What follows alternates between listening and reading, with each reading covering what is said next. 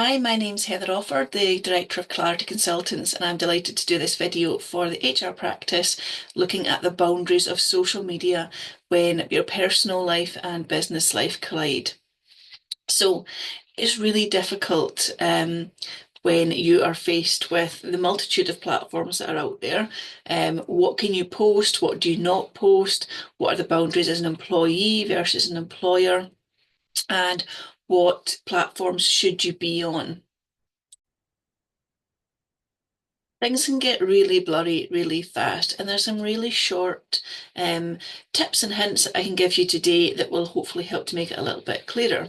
So, first up, let's look at employees. If you're an employee, you will be thinking all the same things we all do. Do you know, can I post about work? Should I accept a manager's friend requests? Do I have to be on all the time? And there's some really simple um, solutions to this. So, first of all, if we look at what platforms you're using, really LinkedIn is the business platform. And then the likes of Instagram, Twitter, WhatsApp, Facebook, TikTok, etc. These are generally seen more as social platforms over LinkedIn as a business platform. However, you will be able to have a look and see your business and what platforms they're on and work it out that way. Even if your business that you're working for is on all these different platforms, then you can make the decision to go, okay, I am business talk on this platform, but the rest of them are my own private platforms for myself. Um, so know what your company's social media policy is. They will have one. If it's not clear or you don't have a copy of it, ask them for it. And that should help to clarify things in the first step. Secondly, look at your privacy settings on each of your platforms. So, for instance, if I look at myself, I use LinkedIn very much for business. I have a business Facebook and a business Instagram account as well. I also have on LinkedIn my personal page as well as a business page, and I have on Instagram and Facebook my personal pages. Now, on Instagram and Facebook, I have closed them down, so only people that can see what I'm posting on there are friends and family, those who I choose to let in. And I keep LinkedIn very much as a business profile. So I have those segregations. I don't generally accept requests from clients or any former employees, etc. It's only friends and families on those personal accounts. And I keep business to the business accounts, and it just saves any bloody lines. I can post what I want in my own personal life without any worry that is going to jeopardize the business at all.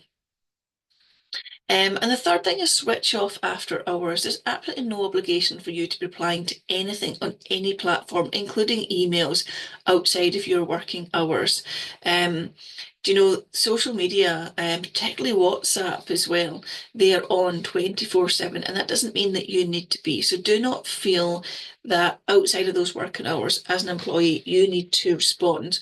I think we're in a really lucky position just now that with flexible working, we're able to adapt our hours. So if you, like me, get a slump mid-afternoon but prefer to work in the evening, I don't expect people to respond to my emails in the evening just because that's when I happen to be working.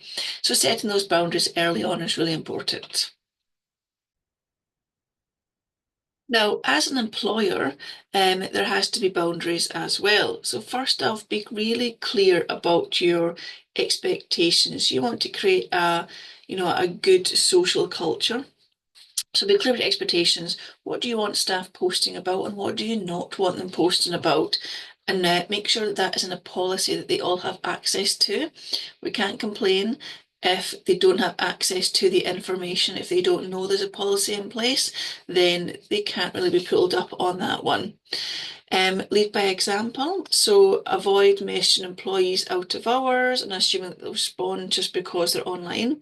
Um, don't be posting inappropriate posts yourself on the wrong platforms. And then thirdly, respect personal space. Not everyone wants to connect on every platform. Let people opt out without pressure.